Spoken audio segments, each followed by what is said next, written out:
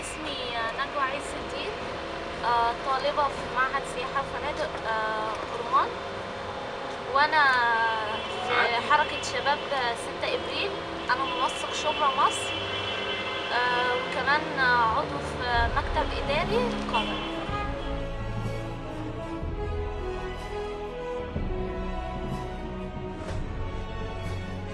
القصة بدأت إن حركة شباب 6 إبريل دشنت حملة اسمها دستوركم لا يمثلنا، وده كنا احنا بنعترض فيه في مواد كتير في الدستور احنا معترضين عليها. عشان كده نزلنا نوعي معظم الناس الموجودة في الشارع بأن الدستور لازم ما يتمررش في وجود المواد الخطيرة دي.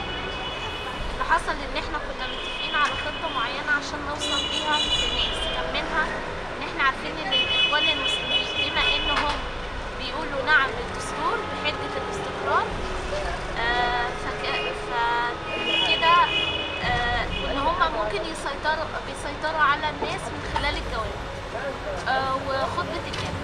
فاللي حصل ان انا اتفقت مع الناس اللي معايا في المجموعة.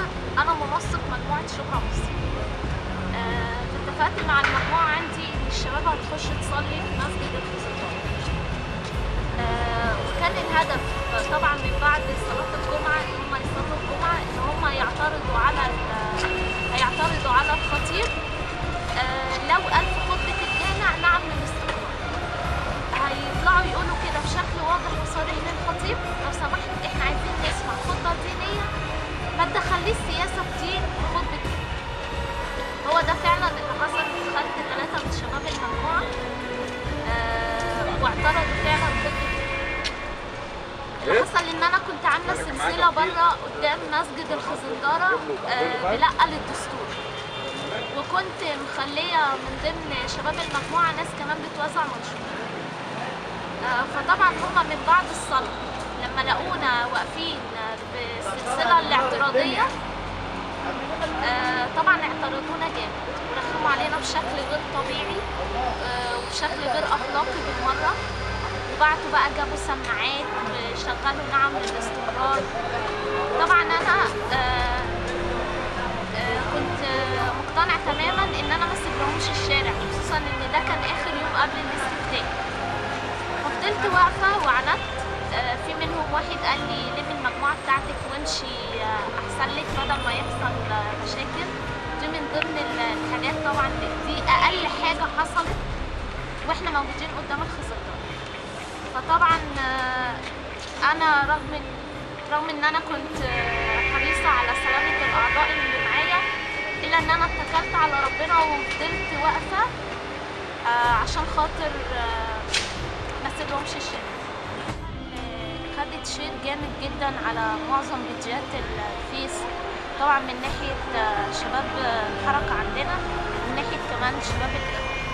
خدت شير من ناحية شباب الحركة على أساس إن ده موقف إيجابي مني، إن أنا رغم كل السلسلة الطويلة اللي هي أصلا تعدت علينا، يعني سلسلة الإخوان اللي كانت ورايا دي تعدت على وقفتنا، تعدت على السلسلة الاعتراضية اللي هي لأ للدستور.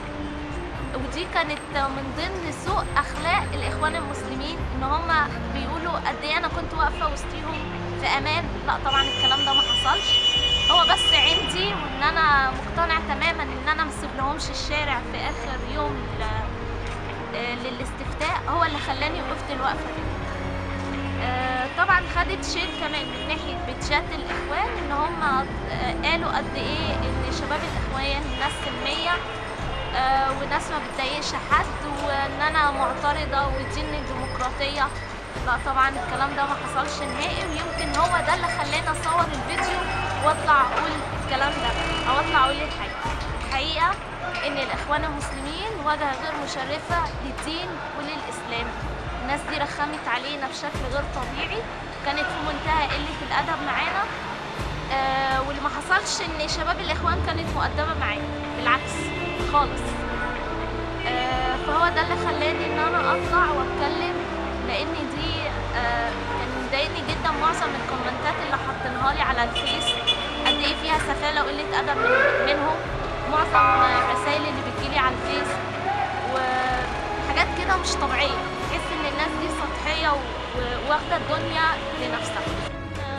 كمان الصورة خدت فوتوشوب مش طبيعي، يعني أنا من ضمن الفوتوشوب اللي خدته الصورة كانت إن أنا قد إيه ما بحبش جبهة الإنقاذ الوطني اللي هي بتحرض على التحرش، وقد إيه أنا ببقى مبسوطة جدا وأنا واقفة وسط شباب الإخوان. طبعا الكلام ده ما حصلش نهائي خالص، وأنا موجودة مع جبهة الإنقاذ الوطني وشغالة مع شباب الحرب.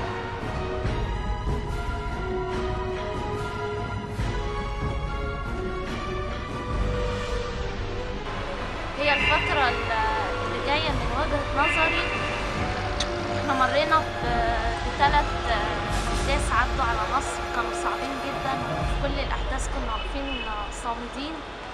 احنا أسقطنا نظام دولة، وقفنا قدام الفلول، ووقفنا قدام المجلس العسكري، كل دول لأن كان بينا وبينهم دم. الإخوان بينا وبينها دم. الإخوان لا تمثل لا فكر ولا طيار ولا دين. الإخوان واجهة غير مشرفة للدين والإسلام، وبالتالي أنا عن نفسي الإخوان لا هتمثلني في مجلس الشعب ولا في دستور ولا في رئاسة، لأن من ساعة ما دمهم ما إيديهم اتلطخت بدم شباب حر، دمهم حر، فهم أصبحوا لا يمثلون أي شيء، وشرعيتهم سقطت بالنسبة لنا كثوار في كل حاجة.